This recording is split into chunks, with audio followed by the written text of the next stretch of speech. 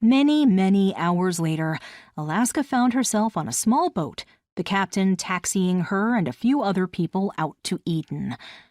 As the others talked quietly amongst themselves, she stifled a yawn, gripped the brass rail on the side of the craft, and leaned over to watch the Atlantic waves splash against the vessel. A small charter plane flew overhead and caught her attention.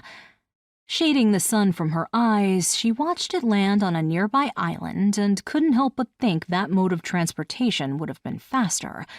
But she was in no hurry to make her final destination, not when she could enjoy the warm breeze and salty sea spray on her face. She reached into her bag and pulled out her invitation to take a closer look. She read the fine print to learn she'd be staying in a private cabana overlooking the ocean. She ran her fingers over the gold-embossed letters as a new sense of excitement welled up inside her. Honestly, she had no idea what awaited her on the island, but as they approached, she glanced up in time to see a bronze plaque fixed to a rock jutting out of the water.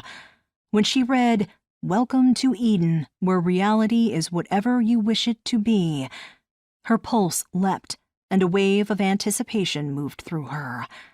She held her palms out, feeling a new energy in the air, a strange ripple in the wind, and suddenly she found herself a little more anxious to arrive and a whole lot more excited to see what Eden had in store for her.